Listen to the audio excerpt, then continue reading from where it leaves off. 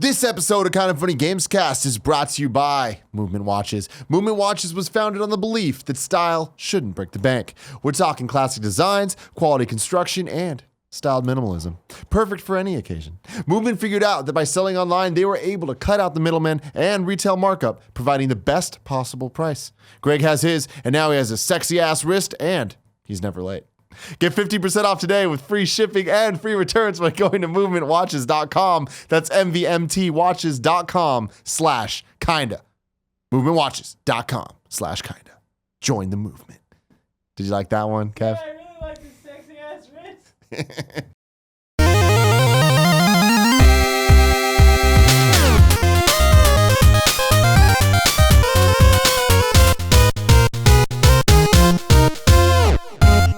What's up, guys? Welcome to the first ever episode 115 of the Kind of Funny Gamescast. As always, I'm Tim Gettys, joined by one of the coolest dudes in video games, Greg Miller. Hi. And joining us on this illustrious show for the first time, the Dark Knight of News, Andrew Goldfarb. Hello. Oh, it feels good to hear that. Yay! I say it all the time on the morning show. I've started calling Dornbush when we read his stories the boy wonder of news. Which is amazing. Fair. That's about right. Yeah. Amazing. He really, it's like scary sometimes. I'm like, oh God, you really are like 5 years ago me. Yeah. I don't like it. Does that end well? No, I mean, probably not. I don't know. Although like since he's gotten here, he's gotten like super buff and stuff. So, like, So he's like already doing what you did. It just took you He's 5 like years, fast-forwarding. but he's Yeah. fast-forwarding it. Yeah. he didn't have to be born in Texas for a year to get I was going to say, Yeah. when does he go do his gearbox stretch? It'll happen. Yeah, because you did get super buff. I'm proud of you. Oof. You did went away then and you came it back went- and I was yeah. like, I'm thinking about you. But then I got sexually. like real small again. Real It's small? because I have friends here. I have like stuff to do here, so I'm not like I'm not doing like the prison workout where I just have like nothing to do but like push-ups and running and They stuff. just, you just cut to you in the thing. You're just like in front of a Persona poster doing pull-ups. Yeah, Just like, basically. Oh my God. If you didn't know, this is the Kind of Funny Gamescast. Each and every week we get together, talk about video games and all the things we love about them. You can get it early on patreon.com/kindoffunnygames, or you can get it late on youtube.com/kindoffunnygames. Either way, we appreciate you. But if you do it on Patreon, we appreciate you even more, like Salem Ghanem Al Ghanem did. Shout out to you, our Patreon producer, for the millennium, I think. I'm not sure how it I just works. don't understand when it became Highlander, where Steven Insler murdered all the other people, and then he got murdered, and now Salem it's took just over, Salem. and Salem's there. He's out there. Is Yeah. it a monthly? Doing Is it you sponsor the episodes for the month, or You is it sponsor Yeah. the month, but whenever people do it, there's been a trend where they just keep just doing hang it. on. They're here Yeah, like forever. Steven Insler had it forever. And Yeah. now Salem Ghanem Al Ghanem. Was there a conversation somewhere where that I don't baton know. was passed? Maybe there was like a trade-off, you Yeah. know? Either way, I'm into it. I mean, we're proud of you guys. Yeah, Don't get me thank wrong. you. It's It just is. like- It's very weird. It allows Like- us to have cute young boys like Andrew Goldfarb Yes. make his Gamescast. They flew debut. me in. that private helicopter. So, Goldfarb, we Yeah. have you here, which means we're obviously going to talk about one thing. Dogs. Yeah, No, Oh, I'm Persona super 5. down to talk Persona about 5. dogs. So, Persona 5 is now officially out in the Americas. Yeah, Yep. and Europe, And everywhere. in Europe and everywhere. Great. It's been out in Japan forever, it It's seems 7 like. months, which feels insane. So this is our first proper time talking about Persona. You played Sure. it a little bit the last couple weeks. Yeah, for the last Gamescast we had, or 2 Gamescasts ago, we had impressions piece up. Yeah, of like whatever it was, 10 hours, 5 hours, something like that. Yeah, I'm 15 or 17 in now. Okay. Yeah. So percentage-wise, what does that mean? Nothing. That's jack shit. That's okay. fucking Yeah. terrible. Yeah. So you jack shit I've in. done one palace. I finished off one palace, which is the main dungeons. And it got introduced to mementos, which is like the ever changing, the old school dungeons. We'll talk about in a Like second. the grinding dungeon. Yeah, basically. but it's totally like that thing of like, well, we're searching for the next guy we got to take down. Whose heart are we stealing next? I'm like trying to figure it all out or whatever. Goldfarb, sounds how, great. how far are you? So I've played it 5.5 times, I guess. The game. Across 2 languages, yeah. I have it platinumed in English and Japanese. So I started in Japanese when it came out in September, and I was like, I'm going to play a little bit and get used to the combat, and I just beat it. How hard was that? Because you don't speak Japanese and there's no English so option. hard. Yeah, thankfully a lot of the menus are in English, so I kind of Yeah. knew what I was doing. I knew what I was doing as far as what I was selecting parent category-wise in the menus. Okay. And then I knew how to save. And then for like recovery items, HP and SP are written Obviously. in English. Yeah, so yeah, like yeah. that stuff, I was pretty good on that. It was harder. Like I was terrified to get a status ailment because I didn't know like if Which I was one I poisoned, I don't know which item heals that. I was terrified to die because I didn't know which of my items. I would like trial and error like all my healing spells and be like, all right, I'm gonna bring this guy. No, that just to heal Nope. somebody else. Yeah, That wasn't yeah, great. yeah. So it was a lot of that. The harder Were parts, you taking copious notes to? impossibly complicated notes. I was to the point where if I found an item I needed I would take a picture with my phone and then like essentially like copy the Japanese characters by hand. And then I had like a Photoshop doc that was like, this one equals revive, this one equals whatever. Yeah, it was a little weird. So what about the story? Does it have English subtitles in it? Not in the Japanese version, no. Wow. They might have added it now. But that was my thing. Like, so my playtime's all weird because I skipped cutscenes when I was playing in Japanese, but also things that should have taken me 1 minute took me an hour. Because it's like, go to the faculty office on the 3rd floor. I don't know what's telling me that. So I talked to every single person and tried every single door to figure out what it wanted. And yeah, it took a while. This is endlessly impressive to me. Like when I was in 3rd that the grade, word? It is. The most impressive thing I've ever done in my life is I beat Pokemon Silver when I had it imported when I was in 3rd grade, and it was Japanese, and I beat the game. Ooh. At this point, I don't know how I did that. I could barely read English in 3rd grade. I don't know how the hell I did that, but it was the same thing of just kind of figuring out, all right, well, this squiggly line throws the Pokeball, so I can figure that out. But Pokemon doesn't really have a story. So it's kind of like, over a while, you kind of figure out the status ailments, how they look. So I'm like, all right, I know what's going on here.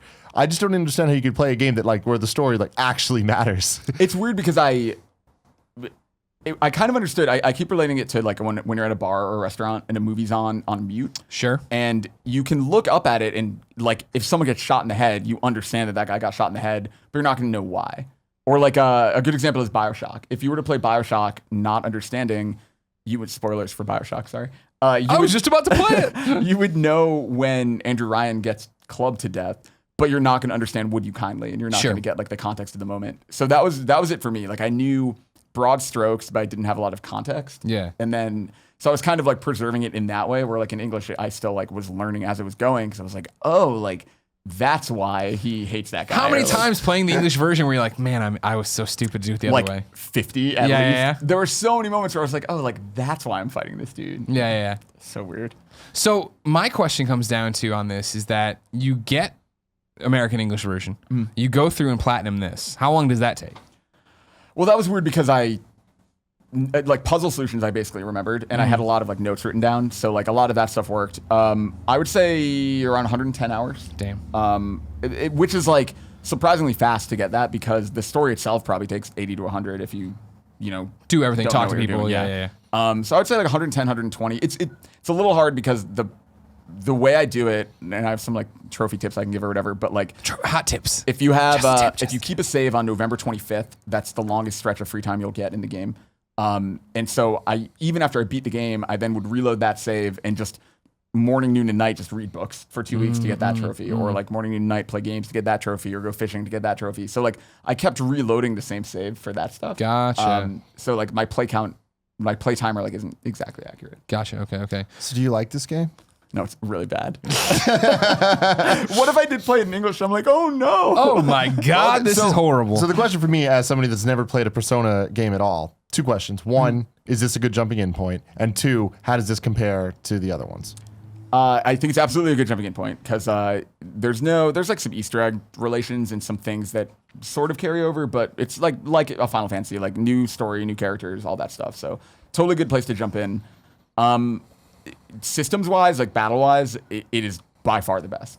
In the same way that if you play, because I started actually my first Persona game that I like really played through was Persona 4 Golden, like while you were reviewing it. I've been talking to people about why for me this is such a special Gamescast to have you on, is that it's totally the role reversal in a way of like when I reviewed Golden for IGN or whatever, I remember when you picked it up and then you got obsessed with it, and so here we are, and it's like you were still obsessed with it, but you reviewed it and you know everything about this, and I'm still so young in the game and everything's I'm like, and more the cat turns into a car, like I'm like so excited about all this crazy shit that's happening. It's funny because you know how like I'm sure you guys have this too. There's always like someone who recommends a thing to you and they're like, you would love this, and you're like, yeah, I'll get around to it, like, and you don't actually do it. Yeah, that was me with Persona for a long time, and I tried to play when I was big into PSP. I tried to play Persona 3 Portable, just like didn't like I was interested in it, but like totally never dived in. And then when we got Golden, God, did it just hit the perfect, like every note for me, and I got like really into it. And then I tried to go back to Persona 3 Portable after, and it definitely, you felt like that it was like aged a little bit. Yeah, of and course, like of course. Like I actually like the characters probably better in Persona 3, and I like the story a lot, but for sure, like the systems feel a little worse than in Golden. So as far as jumping on point, like 5 totally makes Golden feel that way now. Like Yeah. for the review, I went back and played a little of P4, and I was like, oh no, like I love this game, I love replaying it, but it's like so hard to go back to now. Yeah. Well, for me, jumping into Persona 5, it is that thing of it, and I know what you're saying because I've gone back since and looked at videos of Persona 4 Golden, but it is of like, oh yeah, this is Persona. This is what I remember Persona 4 doing. You go back like, oh no, this is not what Persona 4 looked like or felt like, or it is those systems, but it is the fact that I was telling Kevin, I think earlier today, or somebody else, maybe Nick, about the fact that as far as Nick loved it. As far as the jumping in point, though, the fact that I feel like Persona 5, even though I've played I started with 3, then reviewed Portable, then reviewed Golden. The fact that the systems are being explained even better here, where I feel like I'm jumping in, and this is why I recommend it as a jumping in point of like, you get into this and it's not just like, oh, you should know how to do this. It is very much like this, and they're saying it in a way that I was like, oh, right. Like I never thought about it that way. I never used it that way. Yeah, it's really tutorial heavy, but in a good way, because I feel like it would be totally overwhelming if it wasn't. Right. Like it kind of needs to be handholdy. And it's also like, when I was playing through it, especially after having played in Japanese, like some of the tutorials, I was like, oh God, I wish I could skip these. But then, there is stuff like, even if you played Persona 3 and 4 front to back and you're obsessed with them and have done everything, like there's still stuff like ranged weapons and negotiation that are actually going back to like Persona 2 and Shin Megami Tensei. And that's the thing is, for me, starting with 3, I never knew about those, and so to have that in there, I'm like, what a cool. When I read your review and I went back and I'm like, oh, I didn't realize this was a callback to the series before I even got there, because I feel like I've been there so long. I was reviewing the stuff on PS2 IGN team. You know what I mean? Yeah, it's crazy. It's weird because I always feel like. I feel like because I really wear it on my sleeve and I'm literally wearing a Persona shirt, like I love the series and it like means a lot to me, but I'm totally like a late, like even like a bandwagon fan because I jumped in at Golden. Sure. And so like I've gone back and played, I haven't beaten Persona 1. I've only played one of the Persona 2s. Like I'm not as well versed as I should be on like the old school stuff, but I do really appreciate watching the series evolve for sure. Cause it's like, it's really cool going back and looking at that history of, like I don't think people think of Persona the way they think of like Crash or Tomb Raider or Mario or Zelda or anything, but it's been around for 20 years. Yeah. So it really does have like there's a Shin Megami Tensei Universe Virtual Boy game. And it's like so insane that it's been around for that long. Yeah. Yeah. Jack Brothers is on Virtual Boy, which is like so weird to think about. And like Persona 1 is a PS1 game. Like it's crazy that it has that legacy. So I think in that way, like this does feel like the culmination of like everything it's been building to. Sure. But it's also for me the improvements they've made to it, where it is like, okay, I haven't played 4 in a while, but the platforming around chandeliers or the camera angles or the way the story is told in flashbacks, like they're doing so many interesting cinematic touches that are really like, I think, Persona 4 Golden nailed it so much in terms of like, all right, here's characters you care about, and this really is the presentation of all the information. Yeah, I think that's where it's like the easiest way to explain why it's better is that the dungeons in Persona 4 are visually themed, but they're still essentially the same thing. They're randomly generated hallways, and you're working your way up and up and up, and maybe there's a room with some treasure or an enemy, but you're basically doing the same thing. These aren't that. These are hand-built, like, defined dungeons. Yeah. They all have different puzzle types that, like, literally feel like different games. Like, it's completely different. And then if you want the grinding, if you want that, like, randomly generated, that's Mementos, which you were talking about. So, well, that's such a nice throwback to it, because that is the thing of when I was going, I've polished off one palace. I've gotten into Mementos. I haven't even started the second palace yet, which is the dungeon. And being in that first one, it was like, oh man, this is so different. And first it was that thing of like, what is different about it? And I was like, oh right, like Persona 4, the way they randomly generate, even Persona 3, right? It was like, that's fine, but it got so monotonous. Because once I got in and I was like, oh my God, like Rize's world's a strip club. Well, that's cool. But then it was just like, all right, well, it's just another fucking neon pink hallway that I'm going through. Here it is like, there's the dungeons on the, then there's the nice things, the chandeliers, the secret passages. How do you get through this wall? The book puzzle. Yeah, it's really crazy. And even, especially as you get further, like they get more complicated. They get more, they get bigger. Like the scale of them gets so much bigger. I don't know. I'm just so impressed with like the scope of this game and how much it has, because everything we're talking about right now is battle and like dungeons and all of that, and that's half the game. That's not even counting how big Tokyo is and how distinct like Shibuya and Shinjuku and Akihabara feel, and like just how accurate it feels to Japan. Like it's just such a incredible like improvement upon everything. Like what I keep saying is last year and this year, you look at like Zelda or Final Fantasy, and their big thing is breaking conventions, right? Like Zelda rethought everything, and Final Fantasy like totally took away turn-based combat and made it much more action-oriented and made it kind of Western influenced, and like that is awesome, and that really helped those games. And I think like in a lot of ways it made them more approachable and things like that. Persona takes the exact opposite approach. It is leaning so hard into a genre and leaning so hard into kind of like what it's built in the previous versions that, like, for me, it is easily the best turn-based RPG of 10, 20 years. Like, going back to that, like, SNES era, because, like, it's impossible to compare to Chrono Trigger or Final Fantasy VI or the things that are, like, revolutionary. Yeah. But I don't know that anything has felt turn-based-wise this good since at least, like, PS2 era. It's been a while since something feels this, like, genre-defining in that way. Right, and that's the thing of, like, what you're talking about. I think when, you know, for me with Persona, it is, oh my, what's the next dungeon gonna look like, and who's this next character? And in Memento, I was like, you know, who am I going after, or whatever. But like, it's the old Persona trope of like, all right, you're back in your room, and it's like, oh cool, I can't leave. Like, why didn't you just put me to bed? Why do you make me go to bed? You just, you know what I mean? But it's like, no, the cat's like stopped me from going out. I'm like, what the fuck? Why am I even about to do this? Then I'll make lockpicks. No, you can't. You're tired. Go to bed. I'm like, just put me to bed. So I think that's like, without like getting too specific, like that is where this game gets even cooler, because the confidants, which are what social links are called, can even change some of that. Like they can give you extra free time. They now, much more than just like you're spending time with this person and you can date them, and like if it's a party member, they get like an extra attack in battle or whatever. They're now like game changers in a way that like they can actually affect the way you spend time in the real world, or they can like affect battle. And they're like much smarter about like making them connected to what the person does. So like there's like this like washed up politician dude, and like he gives speeches, and so he helps your negotiation and things like that. And there's like I don't know, I don't want to get into too many like specific examples, but yeah, like they are just so smart about it. Everything just feels so much more like well thought through. How's the story though? So when it comes to RPGs, specifically JRPGs, I think the story is kind of my favorite part at the end of the day. Like gameplay is always fun, but it's always the means to an end of getting to the next cutscene and all that. Like how do you think it holds up? So to me, and what I say in my review, I do think it's the best one. And I will be curious to see what people think. I think the overall story is so much more like cohesive, and it feels like it matters more to me. And you mentioned like the way the game starts, it just throws you in, and then it's kind of told in flashbacks leading up to that point. I like to call it the Maverick, because there's an old Mel Gibson movie called Maverick that does it. And when I was a kid, that was the first time I saw a movie do that. It wasn't the first, but they Mavericked it. To you, that's where it all started. But yeah, like they're working their way back up, and that to me it makes you a little more invested, because it makes you like, you feel like you're putting the pieces together, and it has that almost like Usual Suspect style vibe where you're like waiting for like the missing puzzle pieces and stuff. Yeah. And that was the thing of getting ready for the my second dungeon, my second heart to steal, where in the flashback she turns the paper and is like, and how did this guy come into play? I'm like, I don't know. I can't wait to find out. Let's go play the game. And it gives you that cool thing where like you feel like you have a one up over the characters, because they're like, who's our next target gonna be? And you're like, it's that weird dude I just saw. Yeah, I think they're really smart about that. It is really long. And so I do think it gets into like some pacing stuff towards the end, but like it's all minor. I don't know. I don't think Persona 3 or 4 stories quite had like the weight that this one had, at least for me. Well, that's what I thought was really interesting about starting it, right? And going into, and you know how bad I am with names, Kamoshida's dungeon, right? Okay, cool. Thank you so much.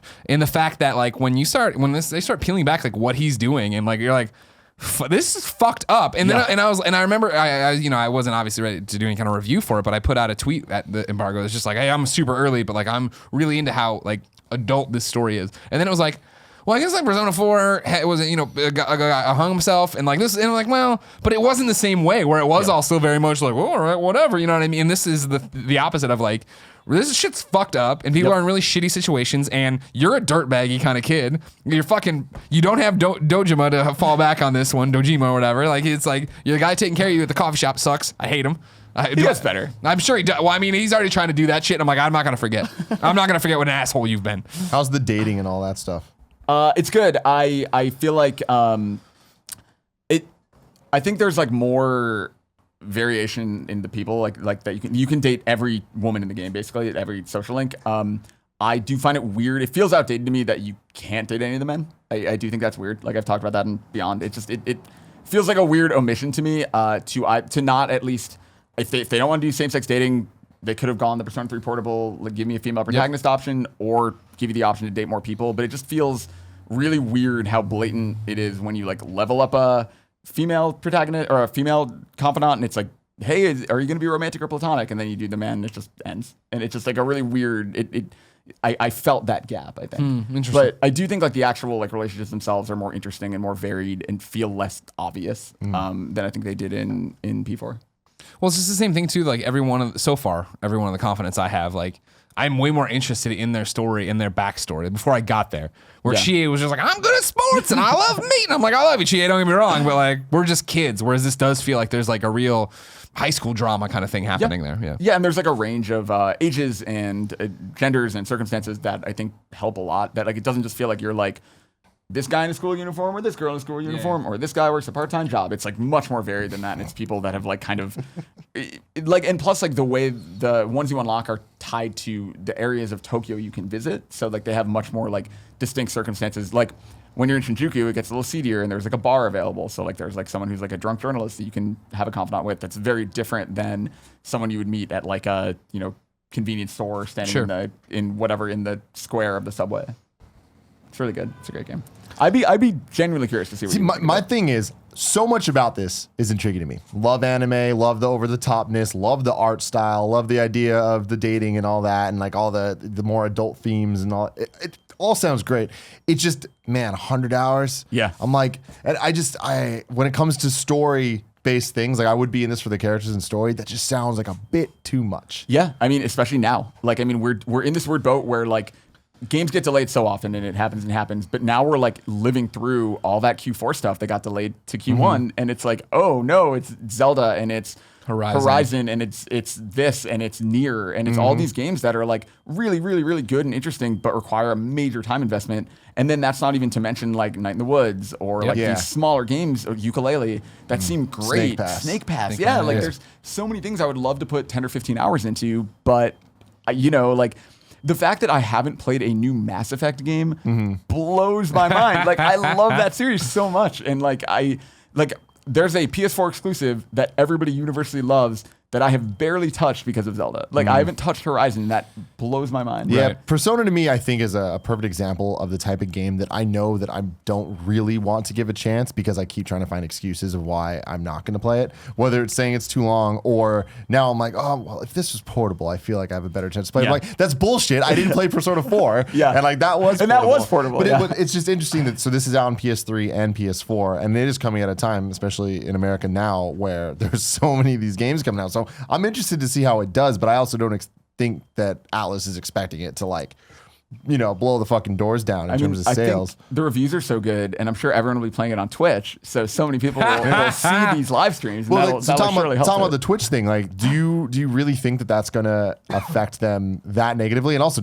don't you think that they'll change it? Because I think that it's been out in Japan. They haven't changed in Japan, but I feel like to bring everyone up to speed. Twitch audience. To bring everyone up to speed, we're recording this on a Wednesday. On Tuesday, the game came out, and Atlus put out a statement that was basically like, "Hey, we obviously have disabled streaming and screenshots in the game, which is so fucking stupid. It's insane. And then it affects my whole brand on Twitter. I know, right? I know. I'm like, do I want to take photos of the screen, tweet these on? And then they were like, "Hey, if you're gonna stream it, please don't." And this is to everyone, not the press. If you're gonna stream this, please don't stream after in the game July 7th, or there'll be problems. Wink. And you're like, what the fuck are you talking about? The more insane thing is that the post they put up is literally copy pasted from our press embargo. So it's literally like example of how to talk about the game, good and bad. And I'm like, you can't say that to people who bought the game. Your customers? It's crazy that they're like, they just don't. This isn't enforceable to me.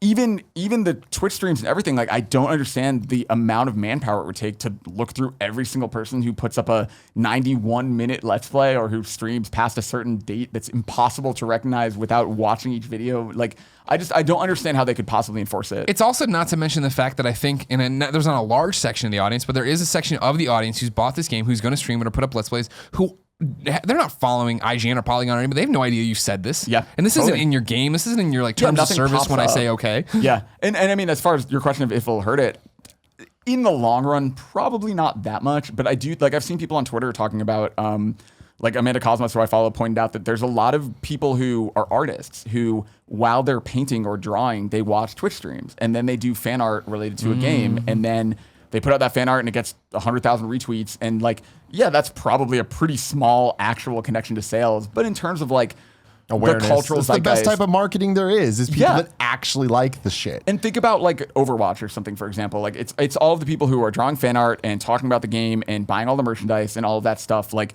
that is a small part of the machine, and Blizzard is so much bigger than like an Atlus game and a kind of niche JRPG.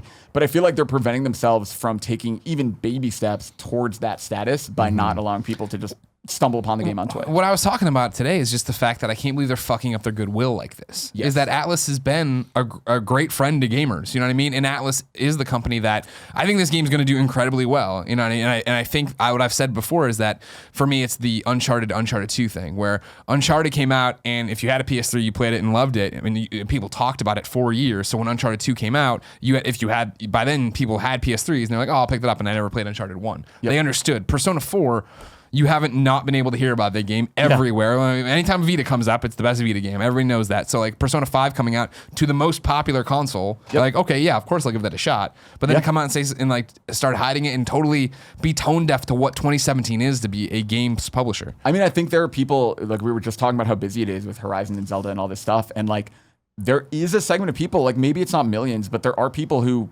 like number one, like you guys rely on playing these games as their job, or number two, who like to go home and unwind by streaming and by playing a game for their Twitch channels, and they will probably pick a different game now. Yeah. Like they might have bought Persona, and now maybe they will just be like, you know what, maybe I will jump into Horizon or Mass Effect or whatever it is. So I don't know, like again, like I don't know that that's really gonna make that much of a dent, but I agree, it hurts their goodwill, and I think it hurts their kind of like that discoverability of people finding this game who might not have otherwise. And you know what sucks about not being able to take screenshots or share videos easily and all this stuff is the game's beautiful. Like that's the big takeaway for me is like I love the framing. I love finishing a battle and that ding, ding, ding, and like you walking and all the stuff comes and it's so stylized. And all the transitions, it's really weird. It's also I feel like even having played the game many times, the cutoff point feels really arbitrary to me. I don't understand. I don't. That post was like completely, it wasn't out of left field. Like I shouldn't be surprised by it because I understand that like they're playing a little bit old school and that they're very concerned about spoilers and all of that. But it does just feel like it's like so aggressive, and like I hate using terms like anti-consumer. Like that's a little too intense, I think, but it isn't great for the people who bought your game, especially to do it after it's out, after pre-orders have shipped. Like it just, and it just wasn't great. It's just that thing too, though. I mean, like the game's been out in Japan. Like you could watch the ending already. For 7 like, months. I'm not. Go on YouTube, search Persona 5 playthrough. Literally, you can watch a full playthrough of that game right now. Yeah. And the whole part, you know, like the thing about Persona and playing Persona is making those relationships and choosing who you want to invest time with and how do you want to expand your character and how do you want to fuse your personas and do all these different things. It's not about, well, in the end, who was the real bad guy? You know what I mean? Like that's not what this 100-hour journey is about. So why worry so much about this stupid thing? Yeah. Yeah. And plus, like, it's that thing where, like, we all know how the internet works. That, like, the second they were like, please don't talk about spoilers, every response to that tweet is the ending of the game. Yeah. It's all like don't go anywhere near Atlus's like official post right now because it's all spoilers. Yeah. You want to transition out, I think. But my question would be then, so how hard was the platinum in English? Not that bad. It's really kids hit me up and they're like, this is worse than Persona 4 Golden when the trophies popped. Some of it is like the fusing getting 100% the compendium, I think is harder this time around. So the ones that you think are going to be hard are actually not that bad. Like clearing all missions and even all social links are pretty straightforward. I made one stupid mistake, so I had to do it in 3 playthroughs, but you can do it in 1.5. Yeah.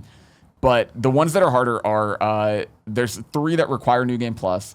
And then there's some missable stuff. Like the best tip I can give you is to, if you're trying to read all books, I thought I was being so smart. I was buying books for the whole game and I had all my time planned out and I was like, oh, I can spend like this many days like reading during free time. It'll be great. And the trophy didn't pop. And I was like, what? And then I realized there are books in the school library that you can only get up until a certain point. So like the best tip I can give you is read all of those ASAP. Like get through, I think you unlock a new one every month up until November. Like read those as fast as you can and have them because then you can actually get the trophy. Gotcha. And rotate saves a lot because... Yeah, you would put this one up that your Twitter is I'm like looking at it like, yeah, these are interesting. Where you're like, save every other day. Yeah, my advice is that you know, if you're playing the game casually, a lot of people replied to me and they were like, oh, this is going to be my first Persona game, but that just scared the hell out of me. Like, play the game normally. It's totally fine. You don't need to be insane. But if you're trying to max out social links and max out books and max out playing games and do all the social activities, I recommend there's 16 save slots plus a cloud save slot. Use all 16 and then save every other in-game day. Because that means if you really need to, at any given point, you can go back roughly 30 days, which means basically you can go back to the previous dungeon. So if you miss something or if you want to do something differently, it just gives you the option of going back, which you probably won't need. But like, for example, if I had known about not being able to get into the library after a certain point, I would have been smarter and played differently. And then when did you figure all this out on your own, or did you have to like the English Platinum? Yeah. Yeah, I mean, so the trophies are the same. Because right now, by the way, you're the only person with this platinum, or the first person with this platinum, right? That's right. Yeah. That's awesome. I want to see if anyone just hasn't synced yet, because I can't imagine them. I guarantee you that you're the first person, only person. There's some of the platinum didn't surprise me that much, but there's some trophies where I'm like, how am I the only person who like did this thing towards the end of the game that like isn't even that hard to do? Yeah, there's a lot that I'm very surprised if I really am the only one. I figured them out, but they're the things that you would expect. Like the Japanese trophy lists were all live, so I used Google Translate and I understood basically what was happening. Yeah. And like stuff like 250 navigation lines was a Persona 4 thing. Yeah, which sucked. Is it better here? It is a little better, although I don't know if that's just because I knew to expect it, so I was just analyzing nonstop from the minute I got the navigator. There's like things like that are like, it was very obvious there was going to be get every persona, complete every mission, get every social link. That stuff's clear. There's some that are harder. There's like some New Game Plus stuff that you have to do like certain things, and then you can only get the complete the compendium one in New Game Plus. So like that one's hard to do because there are these. Remember the gold hands in Persona 4, like the treasure monsters? I fucking hated those things. So like there's an equivalent of that in this, and there's 8 of them, and they only spawn in either certain palaces or certain floors of mementos. And that took me forever. Yeah. And the reason I went back and got the Japanese one was because I had like, I think 65 or 70% of the trophies. And I was like, if I don't do this right now, I will never know the game well enough again to do it. Sure, so, that's a good point. So I went back and got that. Yeah, no. Someone like, across everything, I'm like at roughly 220, 230 hours this game probably. Jesus. The final question about Persona here is from LP Fanatic Forever. Mm-hmm. What's one piece of advice you'd give someone starting Persona 5 as their first Persona? Not to get overwhelmed by the calendar thing. I think everybody, the first time they play one of these games, sees like, oh, you have to beat the dungeon by a certain time or you're screwed and then you get a game over. And it feels very overwhelming. Like literally the loading screen in the bottom right says, take your time every time you do anything. Like it is okay to take your time. It is like, you will be fine if you pace yourself. The way dungeons work this time around is there are these safe rooms. And anytime, once you get partway through a dungeon, you can save, and there's like maybe 5 to 10 of those per dungeon. Once you hit a safe room, not only can you save your game and leave and everything, but you can also fast travel to that safe room and between that safe room and other safe rooms. So if you play through a dungeon for 3-4 hours, get to maybe the 3rd, 4th safe room, then leave. Go back, recover, take some casual time to like do some social links or do like activities, and then come back.